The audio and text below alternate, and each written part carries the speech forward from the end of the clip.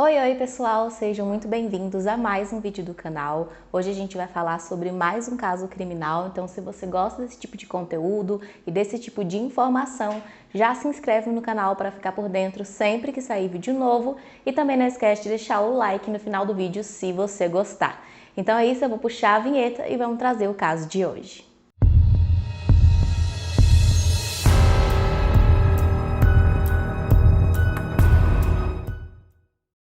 Alyssa Mary Turney nasceu no dia 3 de abril de 1984 em Phoenix, Arizona. Ela morava com sua mãe Bárbara e seu pai Steven e também um irmão mais velho chamado John. Quando a Alyssa tinha 3 aninhos de idade, a mãe dela conheceu outro homem chamado Michael Turney. Eles se conheceram em um playground onde a mãe dela costumava levar ela e o irmão para brincar. E então ela e esse homem começaram a ficar mais próximos e iniciaram um relacionamento às escondidas, já que a mãe dela era casada, com o pai dela. Pouco tempo depois, a mãe dela resolveu então assumir tudo para o Steven e pediu o divórcio. No mesmo ano, ela então se casou com o Michael e foi morar com ele, levando os 2 filhos. Passaram a morar juntos então a Bárbara, a Alyssa, o seu irmão mais velho John, o Michael e outros 3 filhos que o Michael já tinha.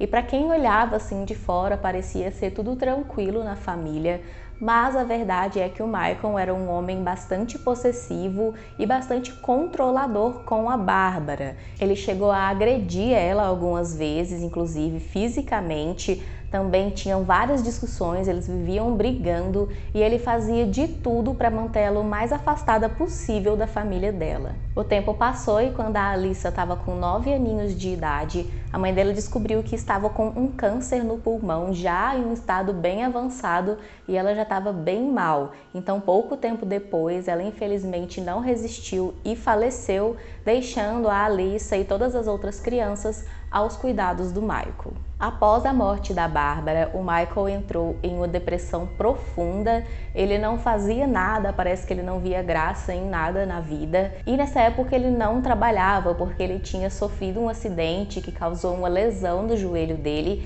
e então ele vivia através de auxílios ali do governo. Depois da morte, então, da sua esposa Bárbara, o comportamento do Michael com relação à Alyssa mudou bastante. Ele tratava todas as crianças ali igualmente, mas com a Alyssa ele tinha um comportamento bem diferente. Ele era como se ele tivesse transferido aquela mania dele de controlar a Bárbara para controlar a Alyssa. Ele controlava toda a vida dela bem de perto, ele queria estar sempre grudado nela 24 horas por dia. Ela tinha horários para fazer todas as tarefas dela certinho e tinha que obedecer ele à risca. Conforme ela foi crescendo e entrando ali na adolescência, as coisas foram ficando ainda piores, porque ela, é claro, queria a liberdade dela, queria ser uma adolescente comum como qualquer outra, mas ele não deixava. As coisas chegavam a um nível tão estranho, tão bizarro, que ele chegou a instalar câmeras de segurança aos redores e dentro da casa para ficar de olho em tudo que acontecia na vida dela.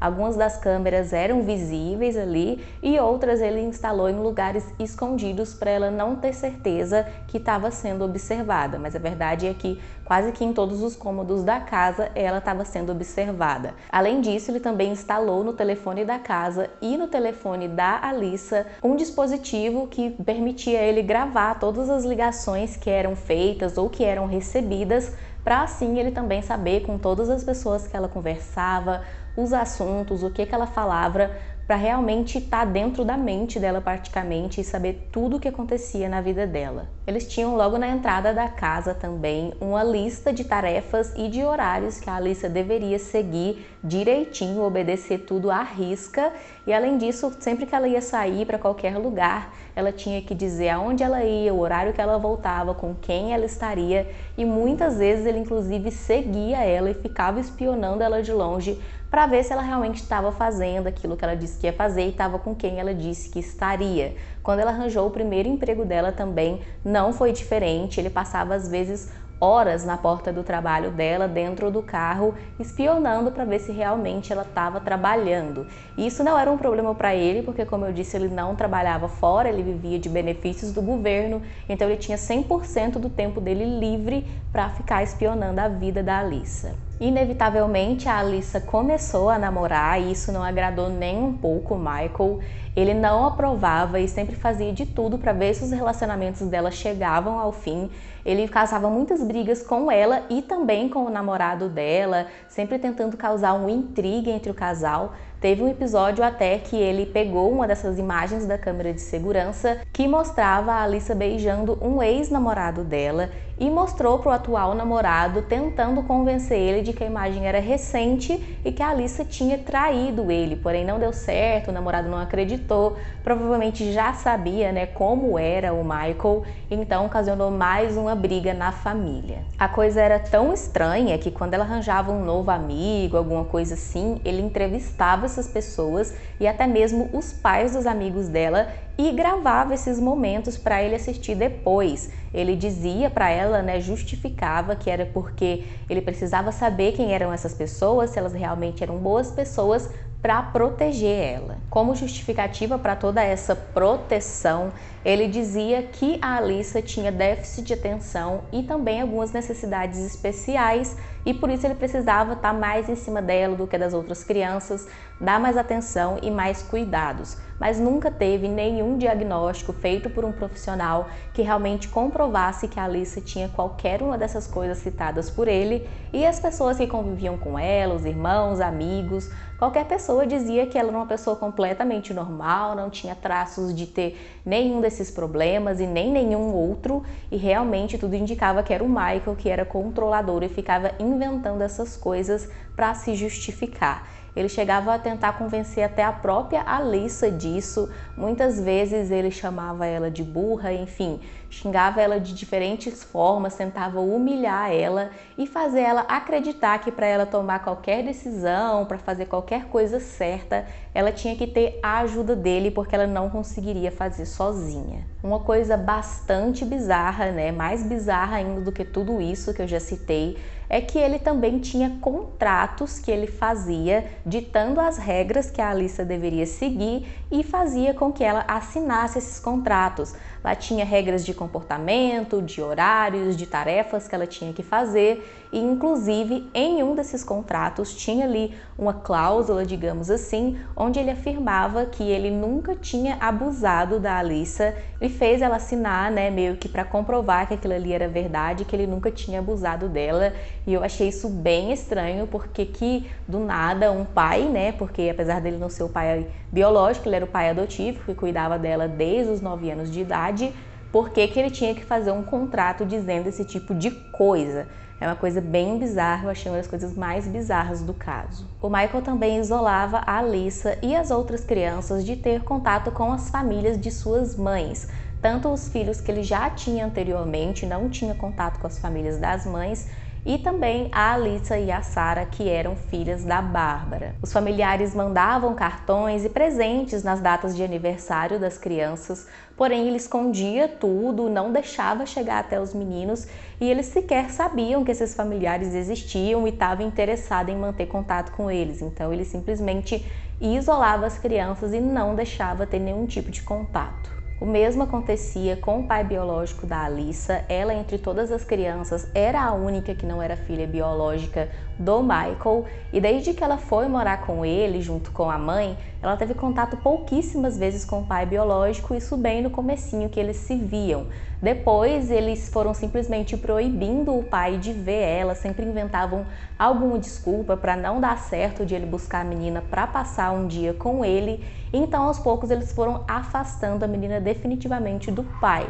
E um dia o pai inclusive descobriu que o Michael tinha adotado legalmente a Alyssa, né? E agora constava lá ele como pai dela.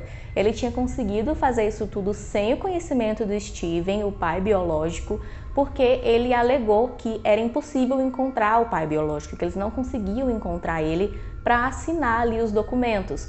Então eles conseguiram fazer toda essa adoção sem nem mesmo ele ter conhecimento. Ele descobriu também que por conta dessa adoção, ele estava proibido de ter um contato com a Alyssa até que ela completasse 18 anos e ela própria escolhesse ter contato com ele. Ele passou então a ter notícias da filha através de redes sociais dela, que ele entrava, via fotos dela, esse tipo de coisa, e torcia, para que chegassem logo os 18 anos dela e ele enfim tivesse a oportunidade de se reconectar e se reaproximar dela. As brigas entre Michael e a Alyssa eram muito frequentes, praticamente todos os dias eles brigavam e não era para menos, afinal de contas, ele sempre estava em cima dela, controlando tudo o que ela fazia. E pouco antes do desaparecimento dela, eles tiveram uma briga bem feia, porque o Michael flagrou a Alyssa usando maconha. Eles então discutiram e durante a discussão ele ameaçou que ia mandar ela para morar com uma tia na Califórnia, Essa tia seria a irmã dele, do Michael. Mas ao contrário do que ele pensou, a Alyssa gostou dessa ideia, porque afinal de contas lá ela teria mais liberdade sem ele por perto para ficar sempre espionando ela. Então ela concordou, ela queria ir. A tia também, ele entrou em contato com a tia aceitou, disse que ela podia ir. E nesse momento então ele voltou atrás, disse que não ia deixar ela ir e que ela ia continuar ali morando com ele. Muito provavelmente ele achava que ela não ia querer ir ou que a mulher não ia aceitar ela para morar lá com ela, E quando ele percebeu que estava dando certo e ele ia perder o controle sobre a Alyssa se ela fosse, ele resolveu voltar atrás e não permitiu que ela fosse. As pessoas dizem que a Alyssa era bastante parecida com a mãe, tanto no temperamento quanto também na aparência. E isso pode ter sido um motivo para o Michael ter ficado tão obcecado assim por ela, Como eu disse, ele era bastante controlador com a Bárbara e talvez ele tenha transferido tudo isso para a Alyssa, agindo como se ela fosse a própria Bárbara. O desaparecimento da Alyssa aconteceu no dia 17 de maio de 2001 e ela estava com 17 anos nessa época. A essa altura, ela morava apenas com o Michael e com a sua irmã mais nova, Sarah, porque os outros 3 irmãos já tinham saído de casa. Um deles saiu porque ele tinha revelado para o Michael que ele era homossexual e o Michael não aceitou de forma alguma. Ele foi bastante preconceituoso, inclusive chegou a agredir o filho por causa disso, e então ele saiu de casa. Os outros 2 eu não consegui encontrar o motivo, mas como eu disse, na época do desaparecimento, eles já não moravam mais com a Alyssa. O dia começou normalmente e pela manhã o Michael levou a Alyssa e a Sarah para o colégio, como ele fazia todos os dias. Porém, ele conta que naquele dia ele resolveu buscar a Alyssa um pouco mais cedo, porque era o último dia de aula dela, ela estava concluindo ali o ensino médio, e ele buscou ela para os 2 almoçarem juntos e comemorar esse fato. Ele então buscou ela por volta das 11 horas da manhã e eles foram para um restaurante, e enquanto eles almoçavam, ela mais uma vez iniciou uma conversa sobre a liberdade dela, que ela queria ter mais liberdade, todas essas coisas. Eles então logo começaram uma discussão, porque o Michael não concordava de forma alguma com isso, dizia que enquanto ela morasse com ele, ela ia seguir as regras dele. Então eles começaram mais uma briga daquelas bem feia. Ele resolveu então ir para casa. Chegando lá, ele deixou ela em casa, disse que ela estava bastante brava, muito nervosa, e então ele saiu de novo para fazer umas compras de supermercado e depois ele iria buscar a Sarah, a filha mais nova, também na escola. A Sarah conta que ela saiu da escola por volta das 5 horas da tarde, mas o Michael não estava lá para buscar ela. Ela não achou estranho porque era comum ele se atrasar para buscar ela no colégio, então ela esperou um tempo e resolveu ir para casa de uma amiga esperar ele lá. Ela então passou uma mensagem para ele informando sobre isso e foi para casa da amiga. Por volta de 7 horas da noite, 2 horas depois que ela tinha saído da escola, ele chegou na casa da amiga para buscar ela e ela conta que ele parecia bastante agitado, dizendo que estava tentando falar com a Alyssa pelo telefone, mas ela não atendia. Então ele pediu para a Sarah ligar do telefone dela para ver se assim a Alyssa atendia. A Sarah ligou, porém ela também não atendeu, então eles foram para casa. Chegando lá, eles procuraram pela casa, não encontraram ela, procuraram no quarto e chegando no quarto, o quarto dela estava uma bagunça, tinha um monte de coisa espalhada pelo chão e eles viram então em cima da cômoda o celular dela e ao lado um bilhete. Esse bilhete, que parecia ter sido escrito pela Alyssa, dizia o seguinte: Papai e Sarah, quando você me deixou na escola hoje, decidi que realmente vou à Califórnia.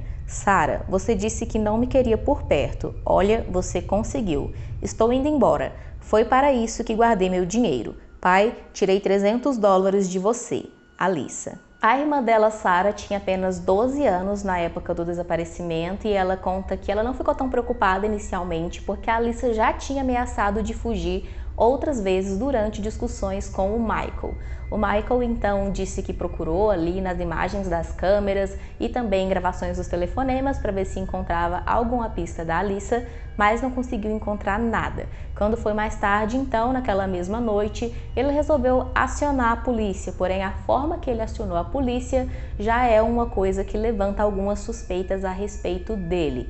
Isso porque o Michael, ele já tinha sido policial antes, e as pessoas dizem que ele saberia a forma de falar para fazer com que a polícia ficasse interessada no caso e fosse investigar, atrair a atenção da polícia, e também saberia a forma de fazer o contrário, de fazer com que a polícia não se importasse com o caso e não fosse investigar. Então, na ligação para a polícia, ele disse que a Alyssa tinha fugido para a Califórnia, em vez de dizer que ela estava desaparecida. E as pessoas dizem que ele ter dito que a Alyssa fugiu para a Califórnia já deixou ali a polícia logo de imediato achando que era uma fuga, que a menina logo voltaria, que estava tudo bem, ainda mais que ela já tinha 17 anos. E a polícia não ficou interessada no caso, eles nem mesmo foram até a casa para fazer uma busca ou começar alguma investigação, e não teve realmente nenhuma investigação do caso.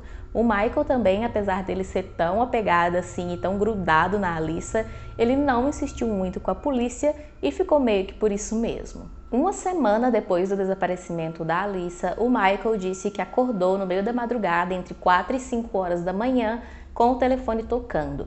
Ele atendeu e do outro lado da linha era a voz da Alyssa e ela começou a gritar com ele, xingando ele de vários palavrões e dizendo para ele não procurar ela, para ele deixar ela em paz. Ela então desligou sem deixar ele dar nenhum tipo de resposta, sem deixar ele dizer nada, e então, quando foi no dia seguinte, ele procurou a polícia dizendo, sobre essa ligação dele e pedindo para que eles rastreassem o telefone de onde ela tinha ligado. Porém, como eu disse, a polícia não estava dando muita atenção para o caso, mas ainda agora que tinha essa confirmação de uma ligação da Alyssa dizendo que tinha fugido, então o Michael disse que entrou em contato com a companhia telefônica e pressionou eles para conseguir rastrear esse número. Eles não queriam rastrear, então ele entrou com um processo e 6 semanas depois ele conseguiu então o número, que era um número da Califórnia. Ele ligou nesse telefone, uma pessoa atendeu e ele descobriu que era um telefone público e pediu o endereço daquela rua para a pessoa que atendeu. Ela passou o endereço e ele então foi para esse lugar junto com a Sara de carro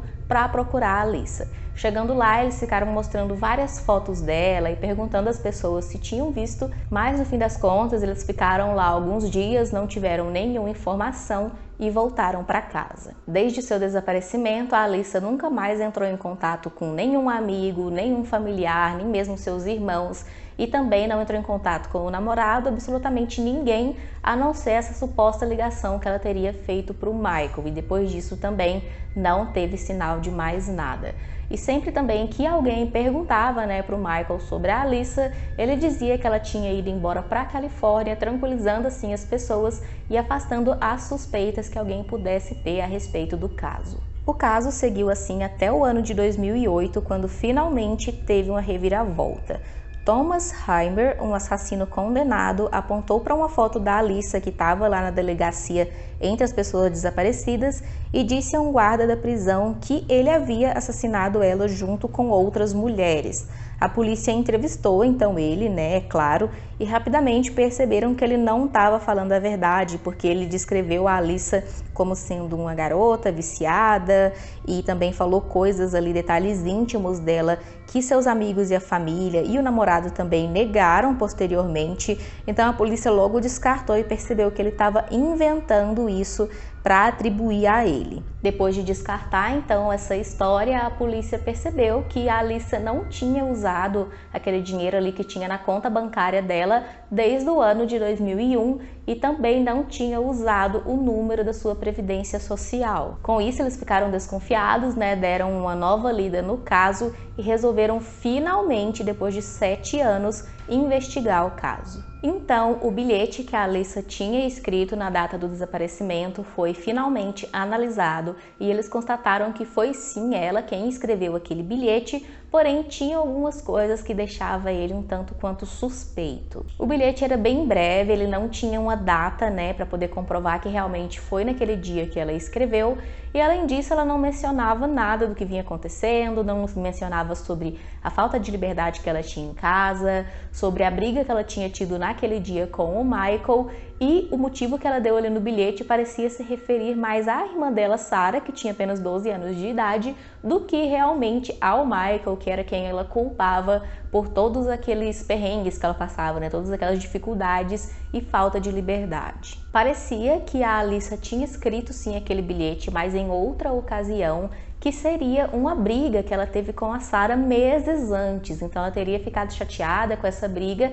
e teria escrito esse bilhete mencionando que a Sarah queria ela, longe. Então ela teria escrito esse bilhete com a intenção de fugir de casa, como a própria Sarah disse, ela já tinha ameaçado fugir de casa outras vezes, mas no fim das contas ela teria desistido de fugir. O Michael então teria encontrado esse bilhete entre as coisas dela, já que ele vivia, supervisionando todas as coisas dela, e teria guardado esse bilhete consigo, utilizando nessa ocasião da suposta fuga da Alyssa.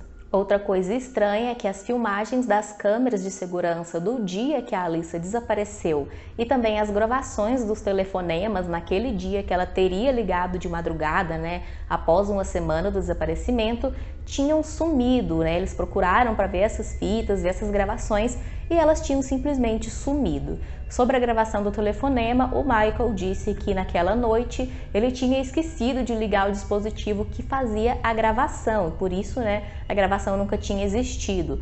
Porém, a Sarah, a própria filha, disse que esse dispositivo sempre ficava ligado e que era o contrário. Se você queria fazer uma ligação mais privada, você tinha que ir lá e desligar ele manualmente. Então, provavelmente o Michael tinha desligado ele intencionalmente, não esquecido de ligar. Sobre as imagens das câmeras de segurança, ele disse que ele assistiu todas, não viu nada demais, não encontrou nada que desse nenhuma pista e decidiu por conta própria excluir as imagens, simples assim. Também foram encontradas inconsistências na linha do tempo apresentada pelo Michael, porque ele disse ter buscado a Alyssa na escola por volta das 11 horas para almoçar, almoçou, deixou ela em casa, então isso aí não tinha muito tempo, depois disso. E então ele foi na rua fazer umas comprinhas rápidas e logo buscaria a Sarah na escola. Mas ele chegou para buscar a Sarah somente às 7 horas da noite. Isso deixa aí um rombo, um espaço de tempo muito grande, sem ser explicado o que ele realmente tinha feito naquele espaço de tempo, porque não é possível que ele tinha ficado todas essas horas no supermercado fazendo compras. Então isso também não foi explicado. O fato dele ter ido também buscar ela mais cedo na escola sem nenhum motivo aparente no último dia de aula também levantou algumas suspeitas, porque como era o último dia e no dia seguinte ela já estaria de férias, os amigos dela e pessoas que conviviam com ela não iam conseguir detectar imediatamente que tinha alguma coisa errada, que a Alyssa não estava em casa, não estava por ali, porque ela estava de férias e poderia simplesmente ter viajado, qualquer coisa assim, e as pessoas não sentiriam falta dela imediatamente. Então isso foi outra coisa que foi levantada como uma suspeita, como se ele tivesse planejado fazer alguma coisa com ela justamente no último dia de aula. Quando foi então em dezembro de 2008, a polícia chamou a Sarah na delegacia, que agora ela estava já com 20 anos de idade,